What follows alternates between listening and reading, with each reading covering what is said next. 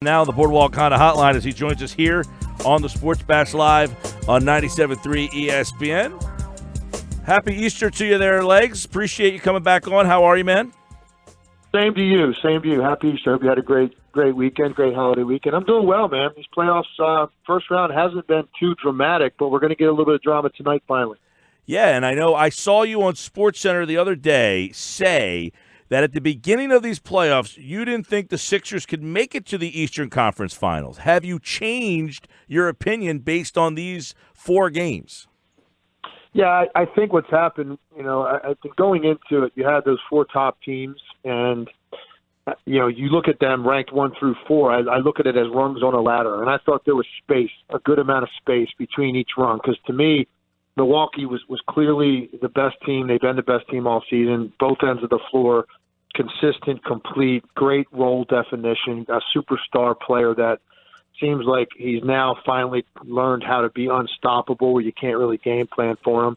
Yeah, Toronto with all the depth, Kawhi, again, a complete team, well coached. Then you had the Sixers, then you had Boston. I think the space between the rungs has shrunk. So I look at Philly and say, when they play their best, and they get the kind of aggressiveness out of Ben Simmons and Tobias Harris that they've had so far in this series, and you know what Embiid's going to give you.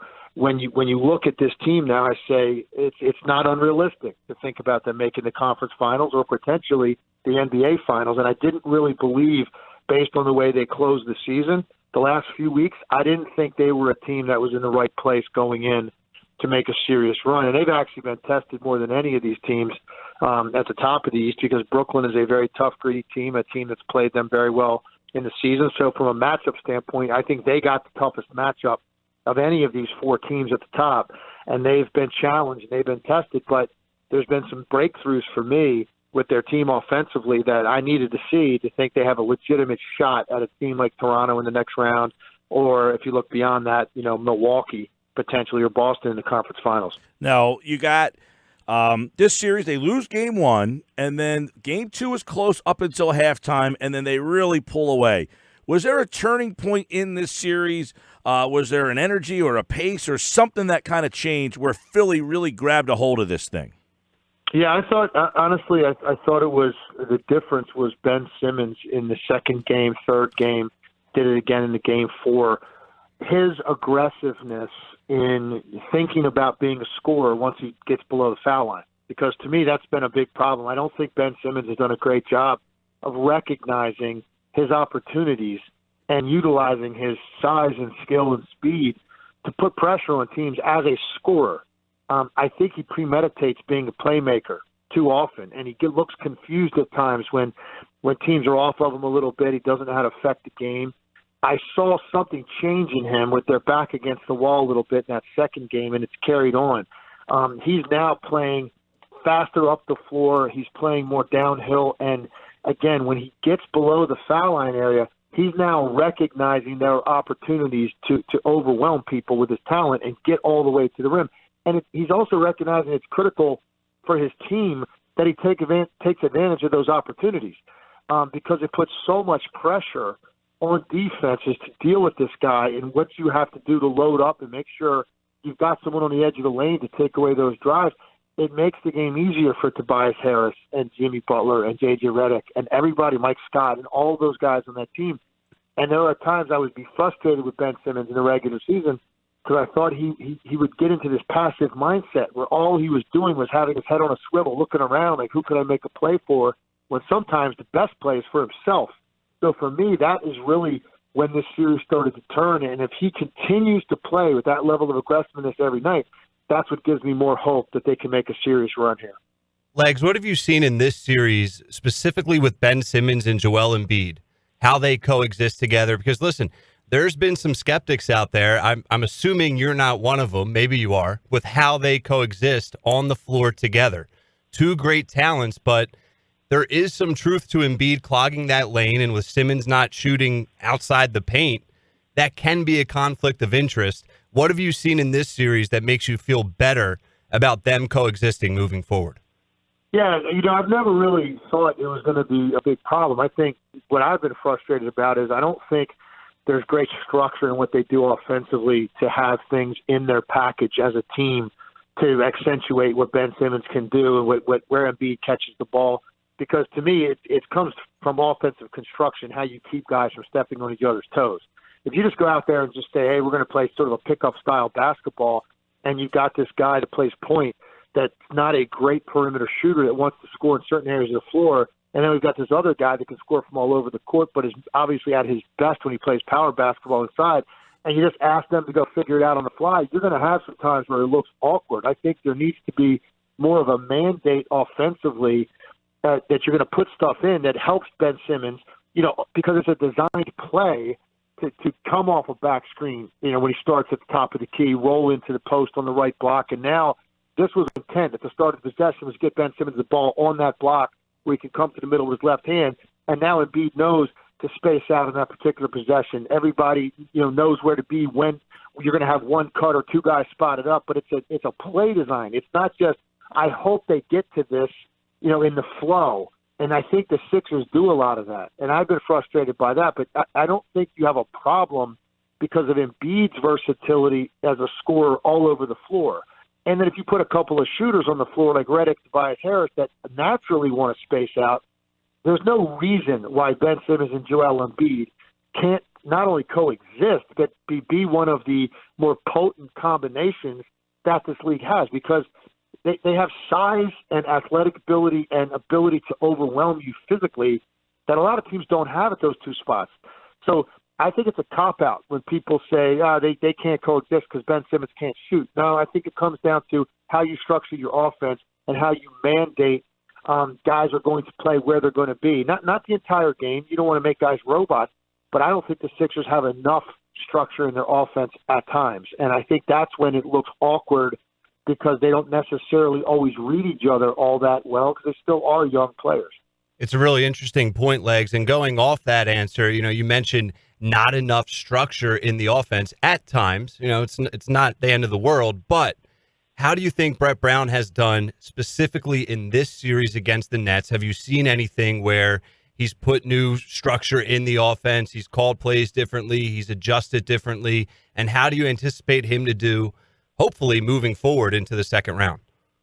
Well, I tell you, and I really, really like Brett Brown a lot. There are times I've been critical of what they've done offensively, and I wonder how much he's really put his thumb on the offense. But it's hard to know without being in their film sections, their shoot-arounds, their walkthroughs during the game, in-game adjustments in the locker room at halftime, exactly how much it's him.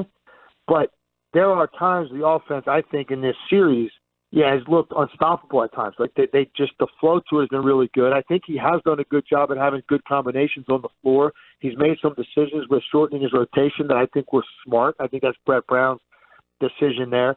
I think they've done a better job as the series is going on at getting to the three-point line and chasing guys off of it and making those shots more contested. And I think that's where Brooklyn, really beat them up earlier in the series.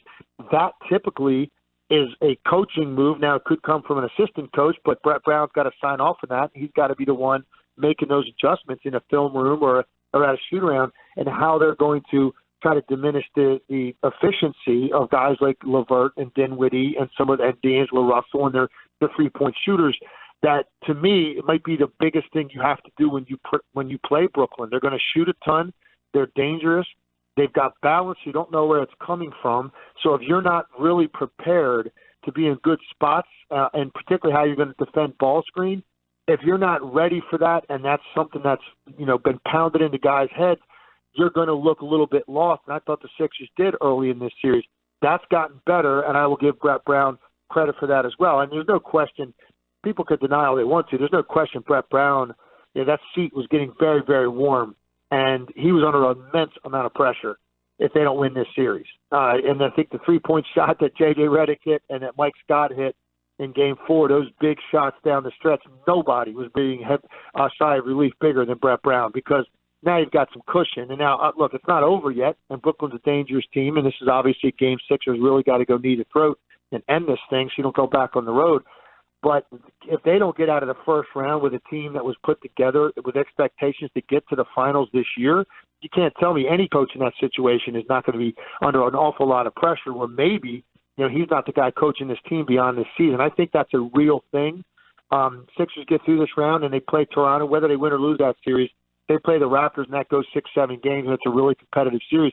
They are the 3 seed. Raptors are the 2. So I don't think that's any sort of earth-shaking, thing where you have to now make a coaching move. But I think if you can't beat a 42-40 team in the first round with a team that you built with the best starting lineup in the Eastern Conference, I think that's an indictment, and I think that's something that people are really going to look hard at. Yeah, this is interesting because I agree with you that if they lost this series, Brown's in trouble, if not gone. But is it all this fair? You just mentioned they might have the best starting lineup. I don't know where their depth is, but Toronto's had a roster all season long together. Boston's roster's been together for about 2 seasons. Some of the guys got hurt, but, they added mostly guys who were here in training camp. And Milwaukee's had a full year to kind of be together. Were the expectations fair based on the lack of chemistry and games played? Yeah, I think the problem is this. Maybe they're a little bit unrealistic because you get Tobias Harris, midway through the season. You get Jimmy Butler early, but it's his first year playing with these guys. That's a massive adjustment, bringing in a perimeter player that's been an isolation-heavy player his entire career, that's been an alpha, and then you're adding him into this mix with these 2 young guys. Then you bring in Tobias Harris late in the year at the trading deadline. So maybe it's a little bit unrealistic, but that's the way it is in sports now, right? And the other thing is, you got 2 guys, once you count Redick, 3 guys that you're making free agency decisions on, as are they, going into the summer. So you can't tell me once you get Jimmy Butler and then you go out and get Tobias Harris that you're not thinking we're all in now. And that clock started ticking the day that Tobias Harris got here, even more so than Butler, because I think you're still kind of going, okay, Jimmy Butler, that's an interesting mix, the way he plays. And now you bring in a guy like Tobias Harris that seems like a perfect fit, and, he can put up all-star caliber numbers. This starting lineup, you're expecting to get there this year. Now, is anybody – if they lose to the Golden State Warriors in the NBA Finals, is that a disappointment? Well, you're silly if you think that, because they're not on that level because of the continuity of that team, and it's the greatest shot-making team in the history of this league. So you're not expecting that. But if you can't get by the Nets, certainly that's a massive disappointment. And I think even if you lose to a team like Toronto in the second round, when you've gone out and added what you added, I think there's going to be some disappointment with this team. And then Milwaukee, to me, has been the best team, and I think they're going to get to the finals if I had to lay money on it right now. But there are a lot of people, the perception in the Philadelphia area is, well, who are the Bucks? Besides Antetokounmpo, like, who do they have? So they don't have that brand recognition that you automatically accept the fact that this was a 60-win team, best record in the league, and therefore we're not supposed to be able to beat them, because they don't have that roster full of guys that are just household names. So I think that, yes, it's a reasonable expectation to think this team, the way they were put together during the year and before the year, should make it to the NBA Finals. I don't think that's an unrealistic expectation based on this talent. Tim Legler's our guest, ESPN, of course, the 1996 three-point champion, three-point shooting percentage leader for that year, one of the best three-point shooters in NBA history, the 6th highest career three-point percentage, which leads me to, do the Sixers have enough three-point shooting to get through it? Because Popovich said something the other night that I found interesting. He said, when I get the box score from the intern, the first category I look at is who made more three-point shots. It almost sounds like games anymore are who made more threes, and that's your winner and that's your loser. Do the Sixers have enough three-point shooting, and is that important? Is that the most important thing for them to get to the finals? Yeah, I think they've got enough guys that can make it. They've got some streaky guys, right? So that's a problem. Oklahoma City's going through that now with these 2 star players, and you look at their supporting cast and you go, well, none of these guys are pure shooters. And outside of Redick, there's nobody on that roster you would characterize as a pure shooter. The rest of those guys are streaky. And so, but there's enough of them that can do it because of the other areas that you're getting production. I mean, when you have Ben Simmons on your team, you have Joel Embiid on your team, even a guy like Jimmy Butler who can get to the rim and can finish. When you've got that, you have so much pressure you're putting on teams in the paint and inside of 15 feet. It makes all of those guys better shooters because they get more time and they get more space. And that's if Embiid's healthy and he's playing well and Simmons is playing aggressively like I described. They put so much pressure on defenses that it makes Mike Scott a better shooter, Tobias Harris, Jimmy Butler. All of those guys become better shooters, Ennis. But none of them are pure. So I think it's a fair question to look at their personnel, but I think it's enough. I don't think there's any question they've got enough because I think they've got a well-rounded offense that can score anywhere with the combination of guys they have. As far as their depth, one of the things that you get when you have a starting five like this, that is your depth. And when you start staggering minutes, and if you do it appropriately, other than the first 6 minutes of the game and the first 6 minutes of the third quarter, from that point on, and obviously to close the game, from that point on, there's 20, 24 minutes in the middle of that game. You that's where your depth is. You have three of those guys on the court at a time. The other two basically become backups, and that's one of the things that the Golden State Warriors have done. And they've had better benches than this year, but when your starting five is that good, that in essence those guys become backups at other positions.